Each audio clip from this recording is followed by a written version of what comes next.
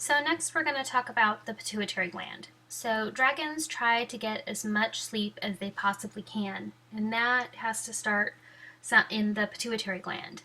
So the pituitary gland is in charge of producing melatonin. So it produces and it regulates the melatonin in your body for proper circadian rhythm. That's why we're awake in the morning and we go to sleep at night. That is melatonin and our circadian rhythm working together. And if that gets off, it can often be because the pituitary gland is off kilter. So the pituitary gland is known as the master gland. It controls the production of all hormones in the body. It doesn't necessarily produce every hormone in the body, but it controls and messages all of the other glands and organs that produce hormones and tells them what to make and when. It has direct access to the hypothalamus in the limbic system, and it does so through this hypophyseal stalk. And this connection, this physical connection between the two glands, can be damaged.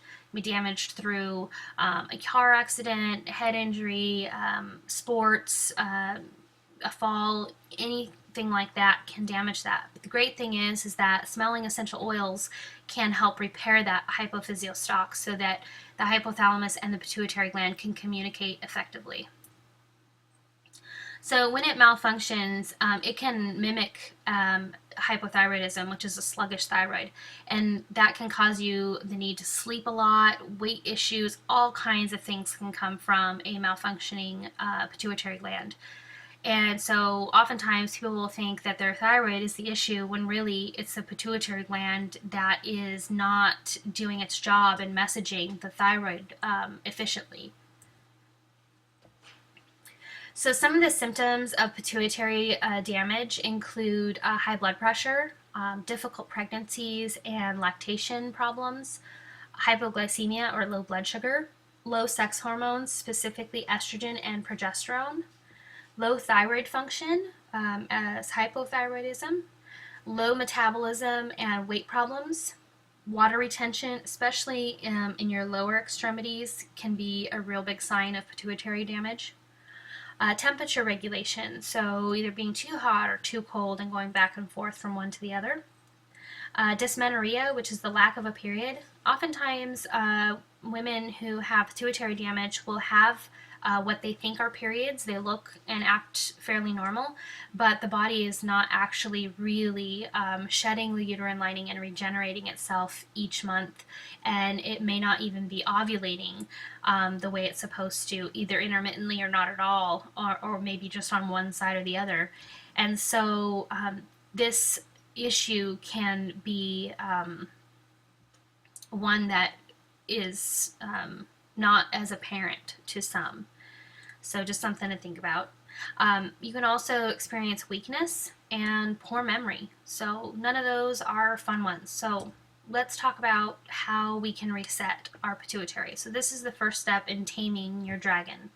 So frankincense again pops up. You will see frankincense recommended for a lot of different things, especially brain health.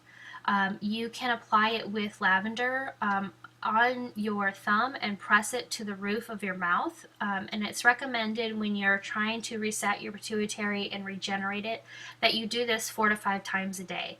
And it seems like a lot, but just do it every time you go to the bathroom or every time you get a drink or something, some kind of an interval that you can remind yourself or set a timer on your phone.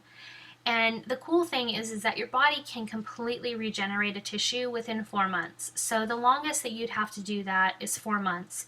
And sometimes you can even do it faster than that, depending on how consistent and devoted you want to be to it. So don't worry, you're not going to have to live on drops of frankincense and lavender on the roof of your mouth 4 to 5 times a day forever, like you would a prescription drug. This is actually going in and repairing the damage and resetting your pituitary. If you feel like you need a stronger bump action for your pituitary, you can add in Idaho balsam fir with the frankincense in place of the lavender or in addition to it to give your body additional support.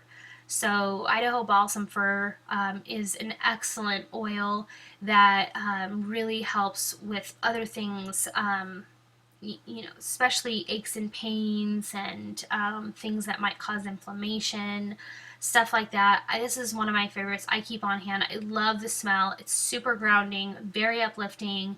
It kind of makes me feel like I'm getting a breath of fresh air when I smell it. I really love Idaho Balsam Fir.